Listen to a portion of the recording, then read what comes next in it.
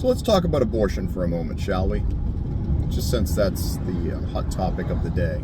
We've already moved on from the 13 dead in Afghanistan and the billions in weapons left to the most well-funded terrorist organization in the Middle East, thanks to us. So we're on abortion. Why are parents pro-abortion? Like, you're already a parent, you have children. Why are you pro-abortion?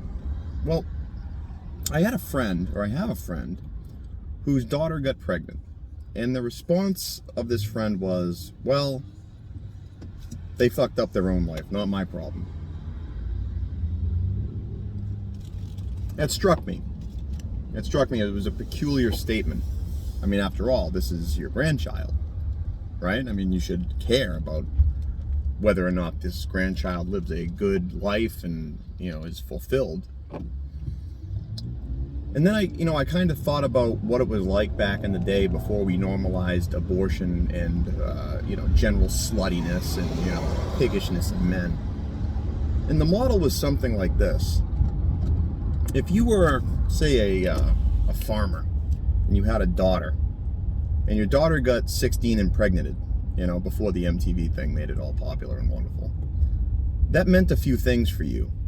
That meant, A, you're never going to retire, because you're a man and you're going to take care of your family, right? And a 16-year-old can't raise a child, so there goes your retirement. You'll work until they find you face down in the fucking field somewhere. So that's one thing. And the other thing is your daughter's sexual market value, it just dropped through the floor because no self-respecting man is going to pour his resources into another man's children instead of pouring his resources into his own children. Right, so she's not going to get married. So now she's going to live under your roof forever, and you're going to raise a child, and you're never going to retire, and you're going to die while working. So it behooved the families of the past to instill in their sons and daughters moral virtues, restraint, right? Now, this doesn't mean that every person growing up in the 50s was a virtuous and moral person, but that was the general, tenor of the day. Now, grandparents have an easy out, and that easy out is, kill the fucking thing. I'm retiring. We're going to Barbados. Don't fucking bother me with this shit. You fucked up your own life. Right? And if that doesn't work, well, raise the kid on your own. Not my fucking problem, like I said, Barbados. And the government steps in and hands out checks to everybody. Those are your two options. And it's amazing to me. The government subsidizes bad behavior, and then everyone pretends to be shocked when you get more bad behavior. You're giving people checks to have illegitimate children, or paying for the murder of those illegitimate children. And why are women so apt to defend abortion when we all know abortion is not an easy choice to come to, and it's not an easy choice to come to, and it's not an easy choice to live with, because deep down inside, women know it's wrong, and so do the men, if you can call them that. So why do they defend it? Well, I think it's because it's much easier to attract a man if you can just use your physical attributes to do it, right? If you can, throw the dental floss outfit on and, twerk, you can have your one night stand, and that becomes addictive, and that's how they hook the guys. And the guys are no better; they're not innocent victims in this, But staying on the women for a moment, you take away the ability to be sexually promiscuous, and then in order to win over a guy, you have to be a little deeper than a puddle to do it, right? You can't just be a shallow plastic Barbie queen doing the V for victory with your legs, right? And that's hard work, and no one wants to do that. So keep twerking. Now the men, on the other hand, let's face it, a lot of guys would nail a knot in a fence if they could, not get laughed at. So guys who are pro-abortion, they're pro-abortion for a very, very basic reason. They don't want to take responsibility. They want all the fun, but none of the responsibility. And the women, it's the same thing, just for different reasons, right?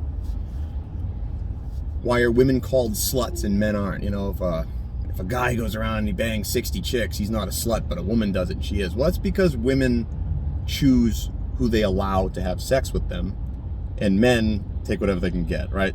With the power comes the responsibility. So that's how that works, ladies. I've seen that question float around the internet quite a few times. There's your answer. Stop asking stupid questions. Yeah, no, I mean, our culture is like so sexualized. Everything is about sex. Look at the platforms of the DNC. It's all about who you can screw, how you can screw them, when you can screw them, what you want to be called while you're screwing them, what to do with the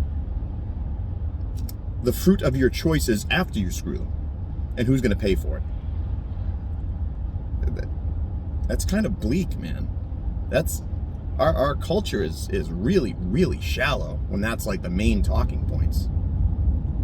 How about teach young girls to respect themselves and not be whores? How about that? How about no more slut walks, start having lady walks, and teach young men to fucking respect young women and be protectors of young women, not wolves. I don't know. I'm rambling. I just think, I don't know. I think the most important job, AOC, AOC said, women aren't just uterus holders. I don't know anyone who thinks women are uterus holders. I'm not a head holder. It's part of my body. I'm not, don't be stupid. I think what she's trying to get at is men value women for their ability to propagate the species. Yeah, absolutely. I got news for you, ladies. There was a saying back in the day, the hand that rocks the cradle rules the world, and that's true. Okay? The ability to bear children is amazing. That's your most amazing quality. Not that you're not, if you're a decent woman, amazing in other ways, but the ability to carry a child and bring it into the world. I don't understand why it's so cheap to you, why it's such a cheap thing. It's an amazing thing. And motherhood is not, it drives me nuts.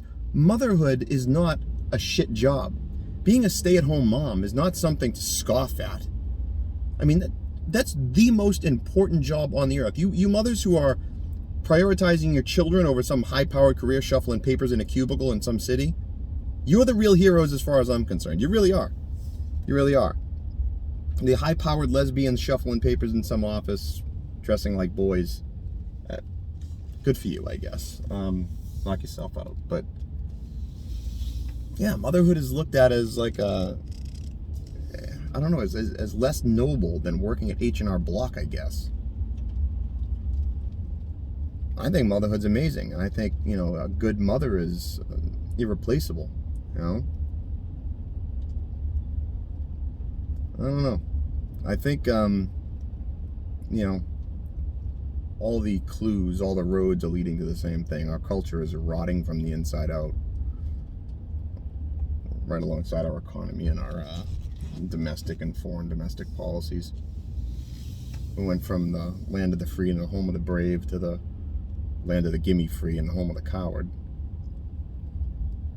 Sad, really. It's sad.